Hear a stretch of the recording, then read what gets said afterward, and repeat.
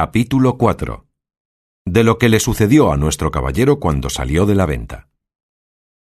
La del alba sería cuando Don Quijote salió de la venta tan contento, tan gallardo, tan alborozado por verse ya armado caballero, que el gozo le reventaba por las cinchas del caballo. Mas viniéndole a la memoria los consejos de su huésped cerca de las prevenciones tan necesarias que había de llevar consigo, especial la de los dineros y camisas, determinó volver a su casa y acomodarse de todo, y de un escudero, haciendo cuenta de recibir a un labrador vecino suyo que era pobre y con hijos, pero muy a propósito para el oficio escuderil de la caballería.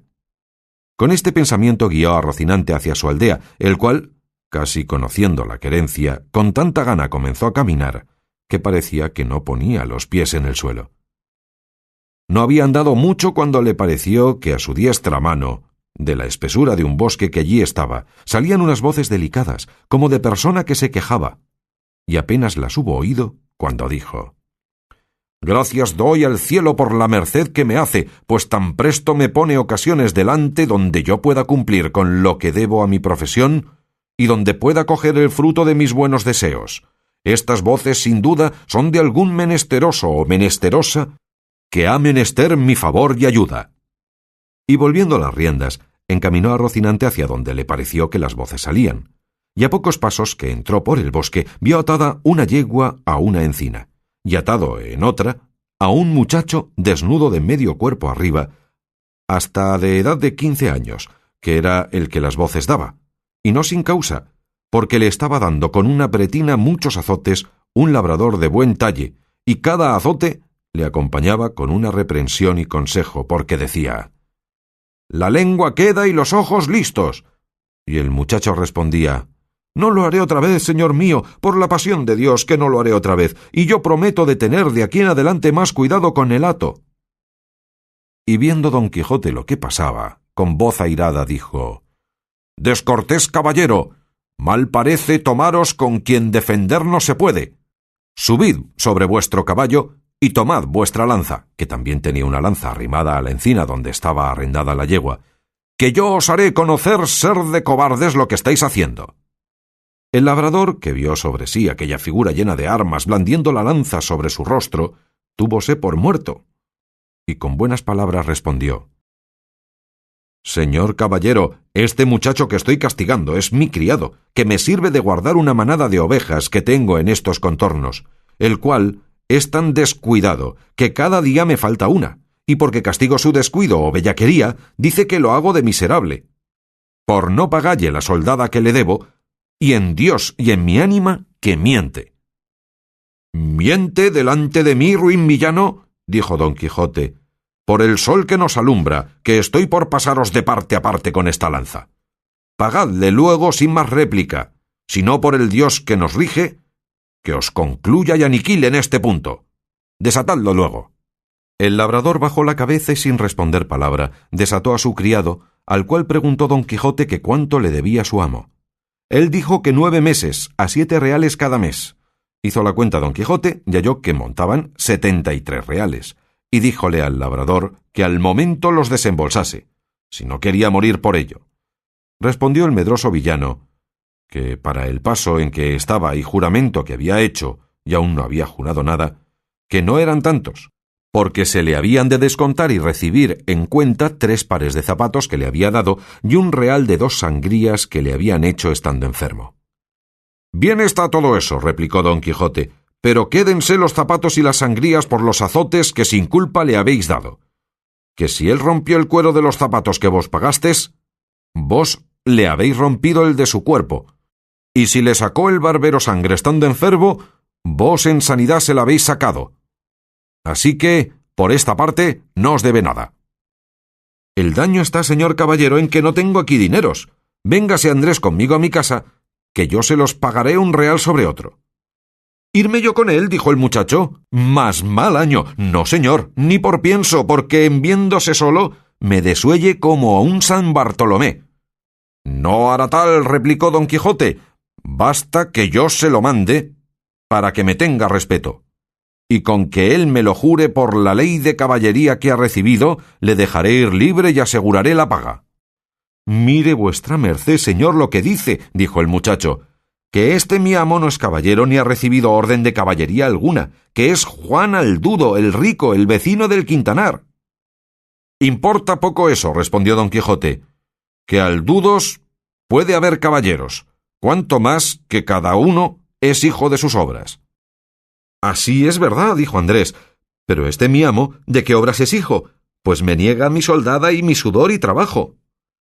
No niego, hermano Andrés, respondió el labrador, y hacedme placer de veniros conmigo, que yo juro por todas las órdenes que de caballerías hay en el mundo, de pagaros, como tengo dicho, un real sobre otro, y aún sahumados.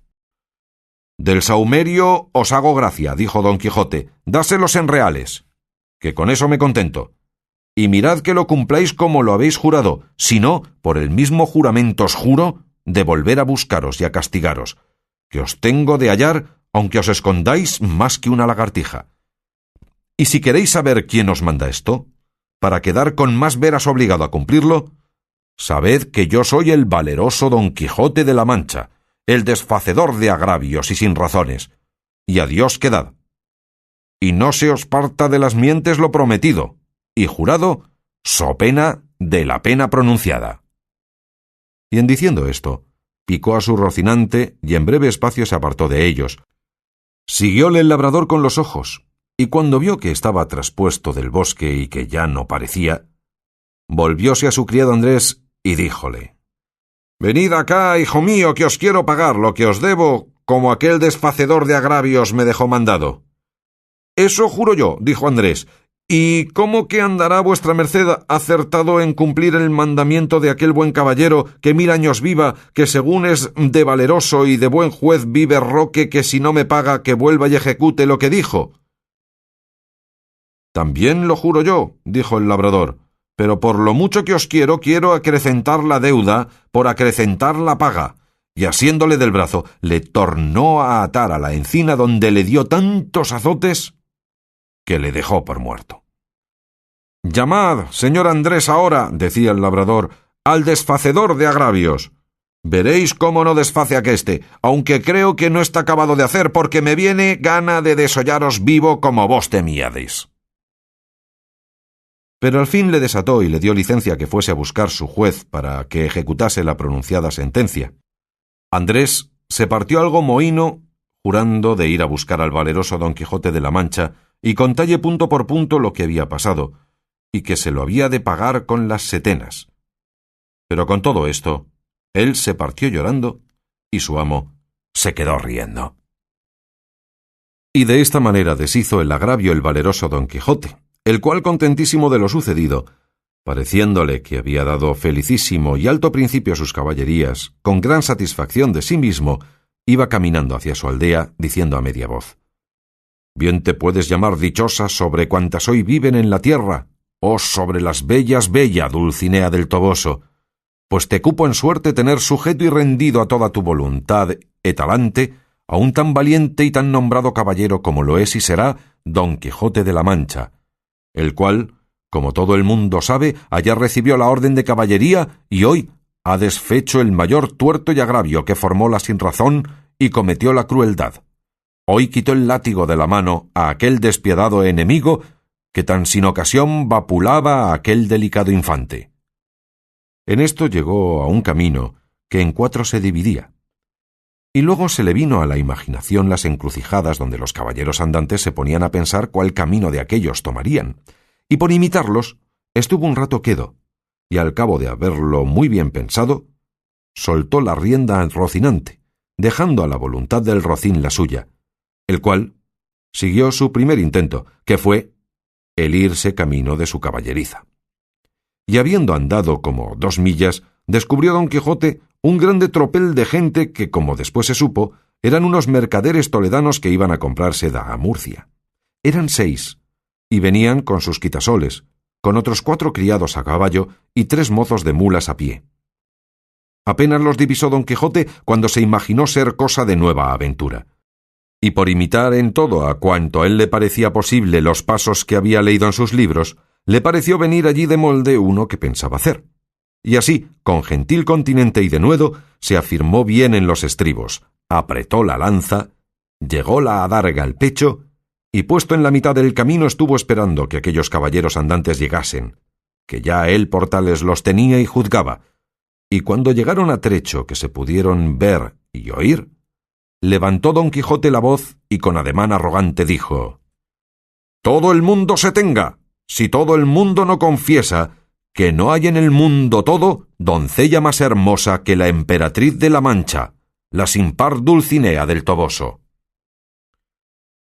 Paráronse los mercaderes al son de estas razones, y al ver la extraña figura del que las decía, y por la figura y por las razones luego echaron de ver la locura de su dueño, mas quisieron ver despacio en qué paraba aquella confesión que se les pedía, y uno de ellos, que era un poco burlón y muy mucho discreto, le dijo: «Señor caballero, nosotros no conocemos quién sea esa buena señora que decís.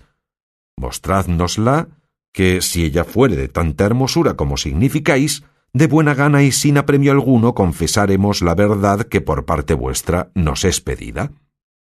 «Si os la mostrara», replicó Don Quijote, «¿qué hiciérades vosotros en confesar una verdad tan notoria? La importancia está en que sin verla lo habéis de creer, confesar, afirmar, jurar y defender. Donde no, conmigo sois en batalla, gente descomunal y soberbia. Que ahora vengáis uno a uno como pide la orden de caballería, ora todos juntos, como es costumbre y mala usanza de los de vuestra ralea, aquí os aguardo y espero, confiado en la razón que de mi parte tengo».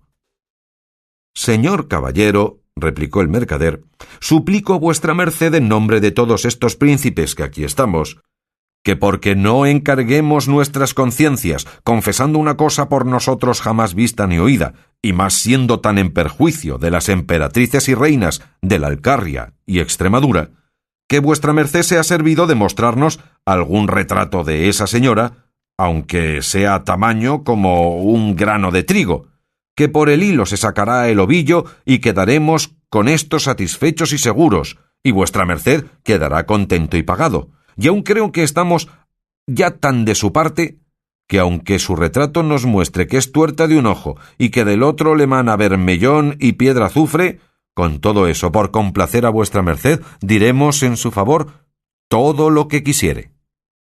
«No le mana, canalla infame», respondió Don Quijote encendido en cólera. «No le mana, digo, eso que decís, sino ámbar y algalia entre algodones. Y no es tuerta, ni corcovada, sino más derecha que un huso de Guadarrama. Pero vosotros pagaréis la grande blasfemia que habéis dicho contra tamaña beldad como es la de mi señora». Y en diciendo esto, arremetió con la lanza baja contra el que lo había dicho con tanta furia y enojo, que si la buena suerte no hiciera que en la mitad del camino tropezara y cayera Rocinante, lo pasara mal el atrevido mercader. Cayó Rocinante, y fue rodando su amo una buena pieza por el campo, y queriéndose levantar jamás pudo. Tal embarazo le causaban la lanza, adarga, espuelas y celada, con el peso de las antiguas armas. Y entre tanto que pugnaba por levantarse y no podía, estaba diciendo: «No fuyáis, gente cobarde, gente cautiva, atended que no por culpa mía, sino de mi caballo estoy aquí tendido». Un mozo de mulas de los que allí venían, que no debía de ser muy bien intencionado, oyendo decir al pobre caído tantas arrogancias, no lo pudo sufrir sin darle la respuesta en las costillas. Y llegándose a él, tomó la lanza, y después de haberla hecho pedazos, con uno de ellos comenzó a dar a nuestro Don Quijote tantos palos que a despecho y pesar de sus armas le molió como cibera. Dábanle voces sus amos que no le diese tanto y que le dejase, pero estaba ya el mozo picado, y no quiso dejar el juego hasta envidar todo el resto de su cólera, y acudiendo por los demás trozos de la lanza los acabó de deshacer sobre el miserable caído, que con toda aquella tempestad de palos que sobre él llovía no cerraba la boca amenazando al cielo y a la tierra y a los malandrines que tal le parecían. Cansóse el mozo, y los mercaderes siguieron su camino, llevando que contar en todo él del pobre apaleado, el cual, después que se vio solo, tornó a probar si podía levantarse, pero si no lo pudo hacer cuando sano y bueno, ¿cómo lo haría molido y casi deshecho? Y aún se tenía por dichoso, pareciéndole que aquella era propia desgracia de caballeros andantes, y toda la atribuía a la falta de su caballo, y no era posible levantarse según tenía abrumado todo el cuerpo.